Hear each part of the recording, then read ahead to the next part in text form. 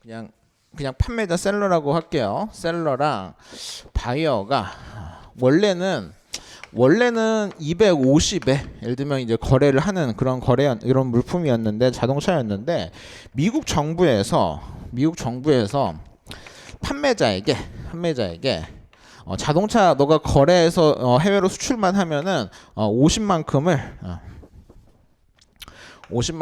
추가로 지급을 하겠다. 이제 이렇게 되는 거야. 자, 그러면 셀러는 정부로부터 50만큼의 지원금을 받을 수가 있기 때문에 셀러는 굳이 바이어한테 50에 팔지 않고 이걸 낮춰서 200에 판매를 해도 충분히 마진이 남을 수 있는 그런 구조가 만들어질 겁니다. 그래서 이 관계는 사실은 좀 우리의 추론이긴 합니다. 왜냐면 250에 거래되는 것이 정부 보조금을 받으니까 바로 200으로 떨어질 것이라고 하는 건 사실 우리의 추정이죠. 그러니까 물론 나는 보조금 받지만 여전히 250에다 팔겠다. 뭐 이럴 수도 충분히 있는 거니까 뭐 이건 당연히 그냥 우리의 추정이라고 생각하시면 됩니다. 어찌 됐던 간에 우리가 중요한 거는 구매자와 판매자 간에 이 사실관계, 그냥 200에 거래됐다는 이 사실관계, 그 다음에 이 셀러는 50만큼의 지원금을 받았다는 이 사실관계, 요거만 우리 문제에서 체크하시면 될 것 같아요.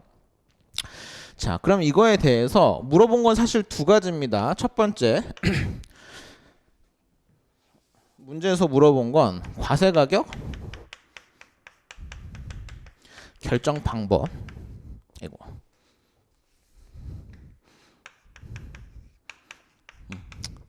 우리가 어떤 물품이든 간에 수입 물품에 대해서 과세 가격을 결정할 때는 제일 먼저 우리가 판단해야 되는 게 몇 방법을 쓸 거냐, 1방법을 쓸 수 있는 거냐, 1방법을 못 쓰는 거냐, 이거에 대한 판단해야 되는데 1방법을 쓸 수 있는 거, 그 다음에 쓸 수 없는 거는 사실은 이제 제일 중요한 게 1방법 배제 요소에 해당하냐, 해당하지 않느냐, 요 판단 기준으로 사실 우리가 판단을 해야 되죠. 그러면 우리가 이제 답안을 쓰실 때도 1방법을 배제하는 요소들은 되게 많이 있어요. 뭐 처분 또는 사용의 제한, 특수관계에 영향을 미쳤는지 여부, 뭐 사후기소 이익 금액으로 계산할 수 있는지 여부, 또는 뭐 수출 판매에 해당하는지 여부, 뭐 가산 요소가 객관적으로 수량할 수 있는지 여부, 이런 것들 다 우리가 1방법을 배제하는 요소이기 때문에 뭐 우리 답안을 쓸 때 그럼 사실은 하나씩 다 판단을 해봐야 되는데 우리 수업 목적에서는 당연히 그렇게 판단하시기에는 너무 동떨어진 얘기들을 많이 쓰게 될 테니까 직접 관련이 있는 요소들에 대해서 써야 되는데, 여기에서는 문제에서 제시되기도 했고 그 다음에 협정에서도 언급하고 있는 거는 조건 또는 사정에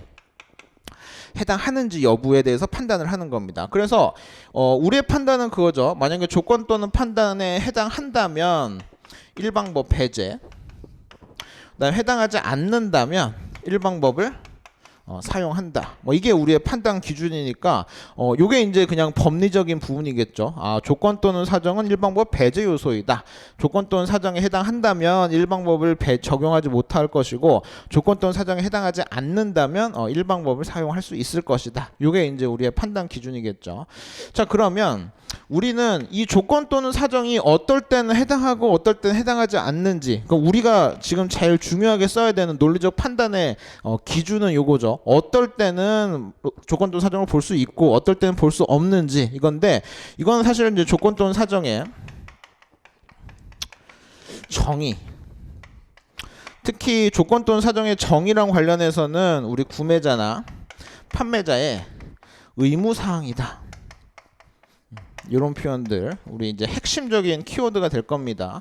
그래서 이 조건 또는 사정이라고 하는 것은 여러 가지 의미가 있겠는데, 우리 협정에서 얘기하고 있는 것은 조건 또는 사정은 구매자나 판매자의 의무 사항으로 볼 수 있다. 그러면서 이 기본적으로 어떤 매매 계약에서는 구매자의 의무, 판매자의 의무가 존재하지만 이 통상적이지 않은 조건 또는 사정이 있을 때는 일방법을 배제할 수 있다. 특히 금액으로 계산할 수 없는 조건 또는 사정이 있을 때는 1방법을 배제할 수 있다. 이런 관점 여기까지 쓰시면 좋고, 자, 근데 여기까지는 사실은 이 보조금 관련된 얘기가 하나도 등장을 안 한 거예요. 그냥 법리적인 얘기, 원칙적인 얘기를 해준 것 뿐이고, 그죠?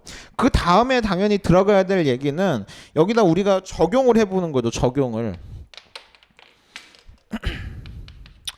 그래서 이 케이스에다가 한번 적용을 해봤더니 자 분명히 이 셀러가 바이어에게 물건을 판매하는데 이 정부가 셀러에게 지급하는 보조금이 금액에 영향을 미쳤다는 것은 확인이 되는데 이게 이 조건 또는 사정과 관련된 범위, 그러니까 일반법을 배제하는 범위에 포함되는 것인가에 대해서 한번 생각을 해보면 셀러나 바이어가 이 보조금을 받는 데 있어서 둘 간의 어떤 의무 사항이 없었기 때문에 그런 상황이 없었기 때문에 이 정부가 지급하는 보조금에 대해서는 조건 또는 사정의 범위로 볼 수 없다. 이런 관점에서 애초에 조건 또는 사정에 해당하지 않기 때문에 일방법 쓸 수 있는 거래이다. 이런 관점으로 서술을 해주시면 제일 좋은 답안이 됩니다. 그래서 지금 첫 번째 논점은 일방법 쓸 수 있는 건가 요거에 대한 판단에 대해서는 일방을 쓸 수 있는가 이 판단에 대해서는 이 명확한 논리 조건 또는 사정이 해당하는지 해당하지 않는지를 봐야 되는데 해당을 하는지에 대한 판단 사항은 구매자나 판매자의 의무 사항이 있는지를 봐야 된다. 그런데 이 거래에서는 봤더니 구매자나 판매자의 의무 사항은 존재하지 않는다. 그러므로 조건 또는 사정이 아니다. 그러므로 일방법을 쓸 수 있다. 이런 논리 구조가 답에 들어가 있으면 굉장히 좋은 답안이 될 것이다. 이렇게 생각하시면 될 것 같습니다. 자, 그 다음에 두 번째인데 두 번째는 사실은 제가 이번에도 모의고사 보면서도 그렇고 이번 모의고사도 그렇고 그냥 우리 정규 모의고사 때도 이런 문제 한번 출제해보면 사실 1번은 잘 맞추시는데 지금 방금 했었던 그 일방을 쓸 수 있는지 조건 또는 사정 그다음에 의무서 관직에 대한 거 이거 잘 쓰시는데 두 번째를 잘못 쓰시는 경우가 굉장히 많아요. 특히 이런 문제 같은 경우도 전형적으로 이 50만큼이 과세에 포함되지 않는 것이다 라고 하는 부분에 대해서는 굉장히 잘 쓰시는데 이 판단 근거로 조건 또는 사정 이런 거를 이제 언급한 답안이 굉장히 많은데 이 두 번째 쟁점 다시 말해서 이 수출 보조금이 과세에 포함되냐 포함되지 않느냐는 사실은 조건 또는 사정이랑은 아무 관련이 없습니다. 그죠? 왜냐? 제일 첫 번째 조건 또는 사정이 일단 아니라고 판단을 했기 때문에 두 번째 과세 가격을 결정하는 데 있어서는 조건 또는 사정에 대해서 언급할 필요가 하나도 없는 거죠. 하나도 없는 겁니다. 저는 그냥 일방법을 쓰는 거고 그럼 일방법에서의 과세가격 원칙 뭐 PAPP를 결정하는 원칙이나 가산 요소를 결정하는 원칙에 따라서 관세평가 그 과세 가격을 그냥 결정하면 되는 거지 이 조건 또는 사정 얘기를 이 두 번째 문제에서 언급할 필요가 전혀 없는 거죠. 그죠? 자 그러면 이제 우리가 이제 두 번째 쟁점에서 과세 가격을 얼마로 잡을 거냐 우리 마음속에 있는 이 200만큼을 과세 가격으로 어떻게 결정할 거냐 그 논리 구조는 어떻게 보셔야 될까요? 지금 보면 이 수출 보조금 관련해서는 다른 가산 요소, 공제 요소 이런 걸 얘기한 게 아니라 그냥 PAPP의 범위를 이제 묻고 있는 문제다 이렇게 보시면 될 것 같아요. 그러니까 우리 그냥 계속 공부했던 조건 또는 사정이랑은 이제 끝났고 1번 문제에서 끝났고 2번 문제에서는 뭘 얘기해야 되냐면 이 PAPP의 정의 다시 말해서 PAPP의 정의는 구매자가 당해 물품을 구매하기 위해서 지급한 총 금액으로 한다. 요게 우리 PAPP의 정의잖아요. 그러면 이제 이 거래에서는 구매자가 판매자에게 당해 수입 물품을 지급하기 위해서 총 지급한 금액이 얼마인가? 200이네요. 그죠? 200으로 보여지고 자 그럼 우리가 반대 관점에서 셀러 입장에서 보면 200을 지급받았지만 정부로부터 50을 더 받았기 때문에 이 경우가 이제 딱 전형적인 그런 경우죠. 구매자가 지급한 금액은 200 판매자가 영수한 금액은 총 250 이런 경우인데 우리가 관세평가에서는 판매자가 영수한 금액 기준으로 PAPP를 정리하는 게 아니잖아요. 그죠? 구매자가 실제로 지급한 총 금액 이 200을 가지고 관세평가 PAPP의 범위로 포함시키기 때문에 이번 이 두 번째 문제의 논리 구조는 이거죠. PAPP의 범위에 대해서 설명해 주는 거. 요게 이제 원칙이 될 거고 그 다음에 구매자 지급 금액이 얼마인지를 파악해 보는 거 이게 이제 적용이 될 겁니다. 그죠?